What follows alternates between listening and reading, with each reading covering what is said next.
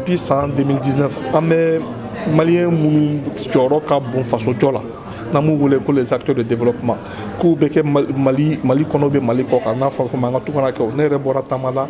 kɔsani na o ye n ka se nanzara jamana caman na n'o États-Unis kaw b'o Amérique b'o la France b'o la Suisse b'o la Côte d'Ivoire jamana b'o la an bɛna taa Sénégal fɛnɛ ka taa maliyɛnw kunbɛn an ye baara in daminɛ ni an yɛrɛ ka timinandiya de parce que a ka d'an ye ka kow bila sen kan mun bɛ se k'a to minnu bɛ baara kɛ dugu la minnu ka kow lakodɔnnen tɛ n'u jɔyɔrɔ ka bon jamana jɔ la kosɛbɛ ka se ka u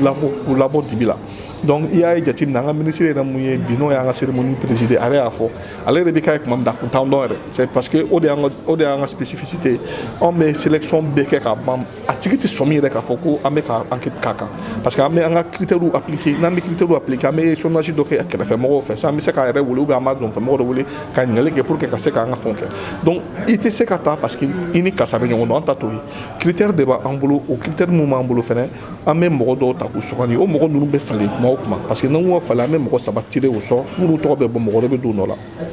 donc o ye fɛn fɛnɛ mun kan ka dɔn tuguni n'an bɛ fɛ ka ko taa jamanaw kɔ ka se que bɛɛ bɛ se k'a sɔrɔ c'est pas parce que i kalan ou bien kalannen tɛ c'est pas parce que i bɛ gouvernement ba la i tɛ gouvernement ba la bɛɛ b'a sɔrɔ an yɛrɛ y'a jateminɛ an ka jamana ɲɛmɔgɔw y'a sɔrɔ an ka cakɛ minnu bɛ baara k'u yɛrɛ an y'a sɔrɔ sifinlakaw y'a sɔrɔ musolakaw y'a sɔrɔ aw yɛrɛ minnu bɛ baara la